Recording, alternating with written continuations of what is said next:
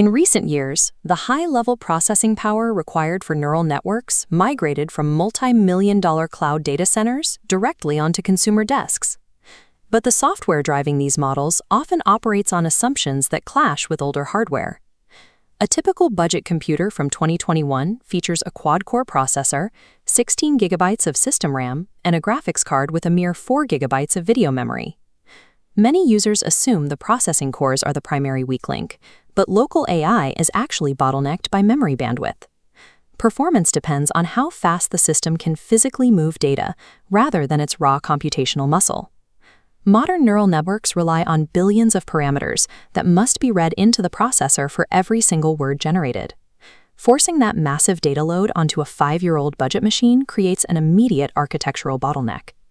This formula dictates a system's speed limit. The gap is massive. Data center GPUs boast 4,800 gigabytes per second, while a budget card hits just 192. Exceeding that 4 gigabyte limit offloads processing to RAM, crashing bandwidth to 50 gigabytes per second. This forced transition out of dedicated video memory chokes the inference engine, frequently reducing text generation speeds by a factor of 10 to 20. To fit large models into these small cards, developers use quantization. This process aggressively compresses the model's weights, shrinking a 16 gigabyte file down to roughly 5 gigabytes. Even with this reduction, the model still spills over the graphics card's capacity. This forces a hybrid execution mode, where the workload is split, requiring data to travel constantly between the CPU and the GPU. This hybrid approach creates a distinct performance curve. Running on the CPU alone provides a slow but steady baseline, but once you involve the GPU, the speed drops. The system is paralyzed waiting for data to cross the connection bus. Performance only improves when the entire model fits on the graphics card, a threshold mathematically impossible for a 4 gigabyte card. The system remains trapped in this slow-speed trough because traditional AI relies on complex matrix multiplication, a process that legacy hardware simply cannot move data fast enough to sustain. A software-based bypass to this bottleneck arrived with BitNet B1.58. This architecture completely rewrites the core mathematics used during AI inference. BitNet constrains the neural network to a ternary system. Instead of complex decimal weights, parameters are limited to only 3 values, -1, 0, and 1. This eliminates floating-point arithmetic, replacing heavy matrix multiplication with much faster addition and subtraction. Simple addition requires significantly less electrical wattage and fewer processing cycles than multiplication.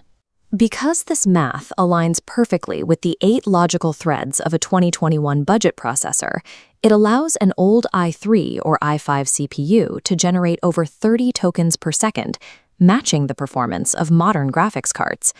By changing the nature of the math, developers sidestep the GPU memory bottleneck entirely, turning a 5-year-old CPU into a high-speed inference engine.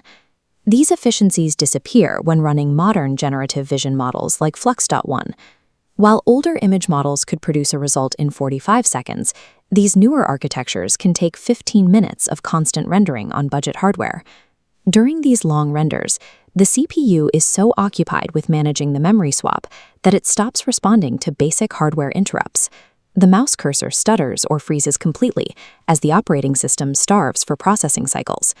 Simultaneously, the hardware faces extreme thermal stress.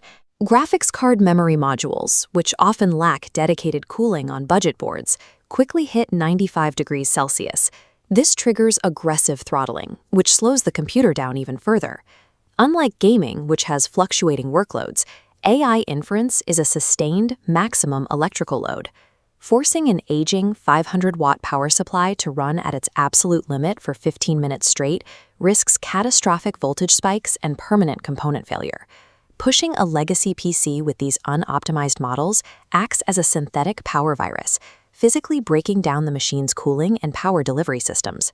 Survival on legacy hardware requires a pivot toward highly compressed micromodels. These networks are scaled down to the 1 to 3 billion parameter range to fit entirely within the 4 gigabyte limit of older cards. To maintain stability, developers deliberately sacrifice complex verbose reasoning in favor of strict latency reduction. Ultimately, running AI on old hardware is a masterclass in engineering constraint, a deliberate effort to secure minimum viable intelligence within the physical limits.